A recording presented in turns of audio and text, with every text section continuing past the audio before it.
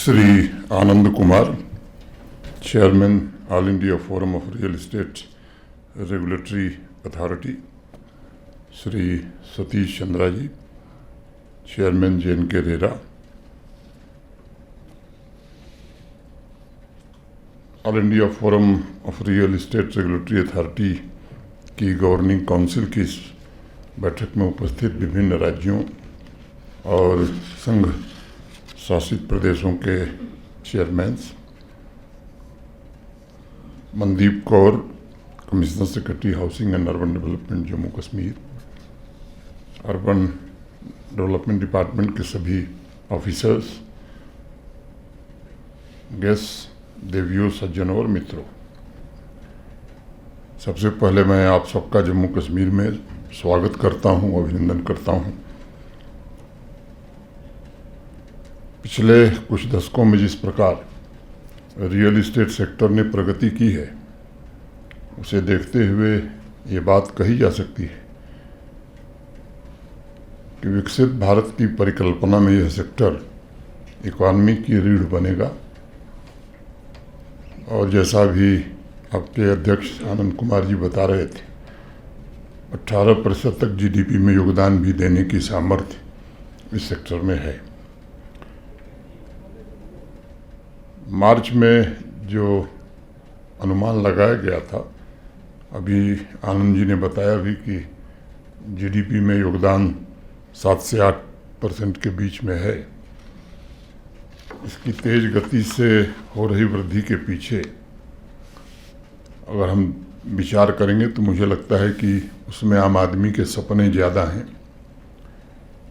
Housing, retail, hospitality, commercial, ये चारों सब सेक्टर देश के लोगों की आकांक्षाओं का प्रतिनिधित्व करते हैं। और इसलिए मुझे लगता है कि रियल एस्टेट से जुड़ी जितनी भी रिसर्च या कंसल्टेंसीज की फर्म्स हैं, वो मानती हैं कि organised retail real estate stock में भी आने वाले दिनों में भारी बढ़ोतरी होने की संभावना है। लग्जरी होम्स में भी इस वर्ष की पहली तिमाही में लगभग 28% की ग्रोथ हुई है। बड़े शहरों के अलावा छोटे शहरों में भी टाउनशिप डेवलपमेंट ने रियल एस्टेट सेक्टर को गति देने में मदद पहुंचाई है। घर की कीमतें भी बढ़ी हैं। अनुमान किया जा रहा है कि 14%, 15% कीमतें भी बढ़ी हैं। और एक अनुमान के अनुसार 2026 में इसमें 3 से 5% की वृद्धि और हो सकती है।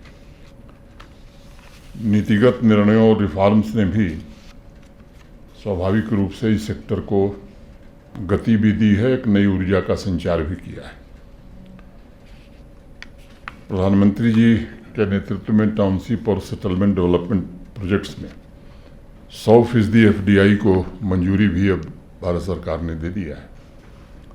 एक रिपोर्ट में देख रहा था, उस रिपोर्ट के मुताबिक इंडियन रियल एस्टेट में फॉरेन इक्विटी इस वर्ष $3.1 बिलियन दर्ज की गई है। अगर मैं PM आवास योजना में जो 1 करोड़ नए घर बनने की स्वीकृति मिली है, तो ये मोटे तौर पर अगर एक ध्यान में हम लाएं तो 10 लाख करोड़ रुपए का इन्वेस्टमेंट ये होने जा रहा है। इंडिया ब्रांड इक्विटी फाउंडेशन की रिपोर्ट का जिक्र अभी मेरे पहले भी हुआ है। 2030 तक हमारा रियल एस्टेट $1.04 ट्रिलियन पहुंच सकता है। और उस रिपोर्ट के अनुसार, जैसा भी आनंद जी ने भी बताया कि एग्रीकल्चर के बाद रियल एस्टेट दूसरा सबसे अधिक रोजगार देने वाला क्षेत्र बन गया है।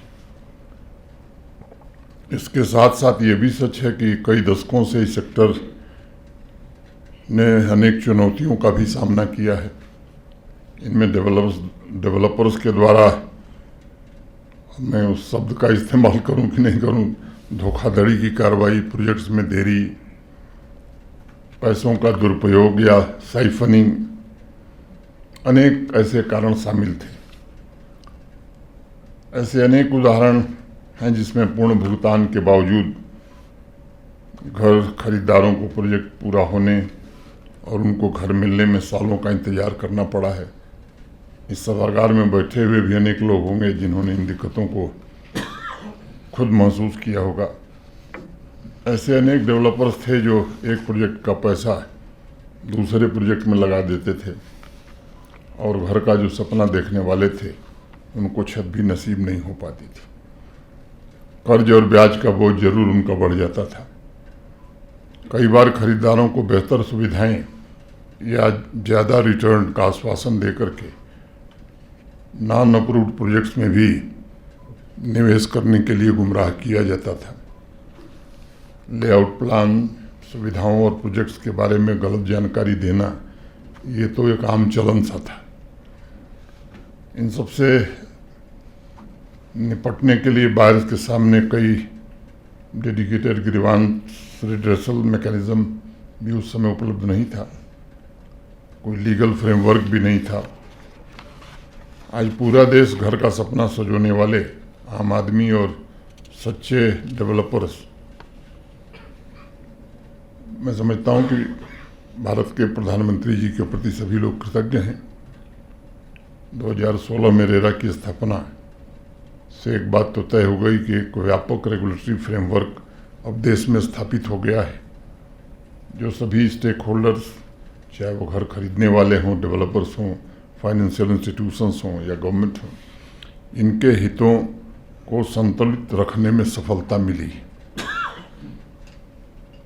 एक और बात मैं कह सकता हूं कि रेरा ने ट्रांसपेरेंसी और अकाउंटेबिलिटी स्थापित करने में बड़ा प्रयास किया है और इससे रियल इस्टेट का कायाकल्प होना प्रारंभ हो गया है। अब सारी जानकारी पब्लिक डोमेन में है। एक आंकड़े के मुताबिक देश भर में स्टेट रेरा अथॉरिटीज ने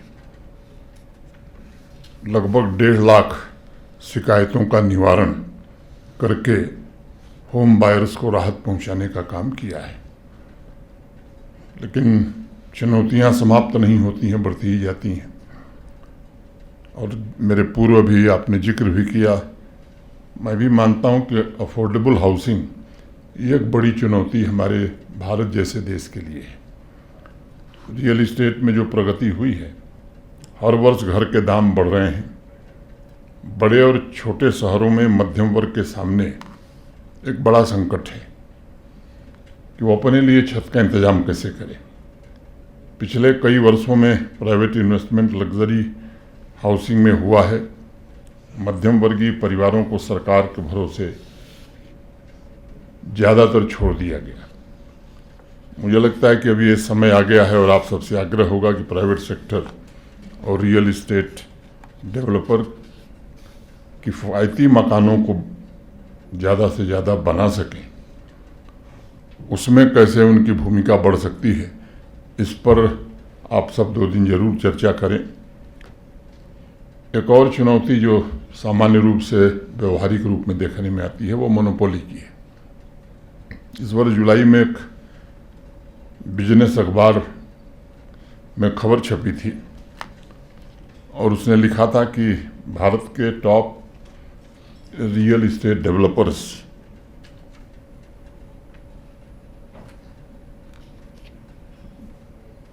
उनका वैल्यूएशन लगभग 16 लाख करोड़ रुपए क्रॉस कर गया है।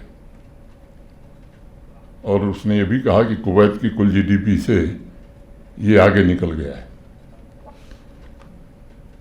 इससे कुछ विशेष डेवलपर्स का वर्चस्व भी बढ़ गया है और मुझे लगता है कि ये उचित समय होगा कि सेक्टर के ग्रोथ के लिए इसे कैसे और कॉम्पिटिटिव बनाया जा सकता है, ताकि मार्केट में प्रवेश कर रहे नए डेवलपर्स को भी आगे बढ़ने का अवसर मिल सके। सामान्य तौर पर आपने भी ध्यान दिया होगा, मैंने तो नोटिस किया है कि डेवलपर्स के प्रोजेक्ट के आसपास जो काम करने वाले लोग हैं, इनके रहने की कोई अच्छी व्यवस्था नहीं होती है। मुझे लगता है कि एक ऐसा प्रश्न है जिस पर आप सबको जरूर विचार करना चाहिए। रियल इस्टेट डेवलपर कामगारों के परिवारों के लिए कम से कम 2 सुविधाओं का इंतजाम करें, इस पर विशेष ध्यान देने की ज़रूरत है। एक उनका स्वास्थ्य और दूसरा शिक्षा, रहने का इंतजाम। आपके लिए जो घर बना रहा है उसका कल्याण मुझे लगता है कि प्राथमिकता में होना ही चाहिए। और इस फोरम पर जुटे हुए सभी लोगों से मैं अनुरोध करूंगा कि वो डेवलपर्स के ग्रुप जैसे नरेटको है या वो दूसरा, उनके साथ बातचीत करके हमें सुनिश्चित करना चाहिए कि कामगार और उनके परिवार किस तरह से अपनी बुनियादी ज़रूरतों को या अधिकारों को प्राप्त कर सकते हैं। दूसरी बात मुझे समझ में आती है कि सभी राज्यों या यूटीज़ में हाउसिंग से जुड़े जो रूल्स हैं, नियम हैं, उनमें कैसे हार्मनी हो सकती है, एकरूपता कैसे हो सकती है, एक दूसरा विचार का विषय हो सकता है। रेरा अथॉरिटीज़ की निरंतर कैपेसिटी बिल्डिंग हो रही है। हम सब आज टेक्नोलॉजी के और आर्टिफिशियल इंटेलिजेंस के उपयोग के द्वारा प्रोजेक्ट्स की रियल टाइम मॉनिटरिंग को कैसे और तेज गति दे सकते हैं। एक और बात मेरे ध्यान में एक नागरिक के तौर पर आती है कि एक समस्या जागरूकता की भी, अवेयरनेस की भी है। जहां रेरा के 9 वर्ष की यात्रा के बावजूद अभी छोटे शहरों में मुझे लगता है कि घर के खरीदारों में उनके अपने अधिकारों की जानकारी का अभी भी नितांत अभाव है। अगर इस दिशा में ये फोरम कुछ विचार करके अवेयरनेस कैंपेन कैसे चलाया जाए जिससे सामान्य व्यक्ति को सहूलियत हो सके और ऐसे प्रोजेक्ट में अपनी गाढ़ी कमाई लगाने से वो बच जाएंगे, ज़िंदगी भर की कमाई जो न पूरा होने वाला है न प्रूव्ड है। मैं जानता हूँ आप में से यहाँ उपस्थित बहुत सारे अधिकारी इन विषयों पर ऑलरेडी काम कर रहे होंगे। मैं उम्मीद करूँगा कि रेरा के विज़न के मुताबिक आप एक ऐसा इकोसिस्टम देश में विकसित करने में कामयाब होंगे जहाँ ज़्यादा से ज़्यादा ट्रांसपेरेंसी हो, निष्पक्षता हो और एक सामान्य व्यक्ति जो घर का सपना देखता है उसके साथ अधिकतम न्याय कैसे मिल सके। प्राइवेट प्लेयर्स के लिए एक दूसरा बड़ा अवसर जो अभी उपलब्ध हुआ है 1 लाख करोड़ रुपए के न्यू अर्बन चैलेंज फंड के रूप में आया है। प्रधानमंत्री जी के नेतृत्व में देश के 300 शहरों को रीडेवलप करने के लिए इस फंड का प्रावधान किया गया है, जिसमें सेंट्रल गवर्नमेंट, स्टेट गवर्नमेंट और प्राइवेट डेवलपर्स को मिल करके एक साथ काम करना है। मुझे विश्वास है ये इनिशिएटिव हमारे शहरों को ग्रोथ हब या ग्रोथ सेंटर के रूप में विकसित कर सकेगा और सस्टेनेबल अर्बन प्लानिंग, इनोवेशन, सशक्त इंफ्रास्ट्रक्चर, ईज ऑफ लिविंग को सुनिश्चित करने में मदद भी करेगा। मैंने शुरुआत में ही एक बात कही कि विकसित भारत में आपके सेक्टर की बड़ी महत्वपूर्ण भूमिका होने वाली है। इस संकल्प को सिद्ध करने के लिए रियल एस्टेट सेक्टर को मुझे लगता है समतामूलक विकास और अर्बन ट्रांसफॉर्मेशन को केंद्र में रख करके आगे अगर हम बढ़ें तो मुझे लगता है कि उस लक्ष्य में हम सफल हो सकेंगे। आप सबने मुझे कुछ कहने का अवसर दिया, मैं आप सबके प्रति हृदय से कृतज्ञता ज्ञापित करता हूं और उम्मीद करता हूं कि 2 दिन की सार्थक चर्चा के बाद इस सेक्टर की तस्वीर बदलने में आप सब अपनी महत्वपूर्ण भूमिका का निर्वहन कर सकेंगे। फिर से आप सबका एक बार स्वागत करते हुए अपनी बात में ही पूरी करता हूं। धन्यवाद। जय हिंद।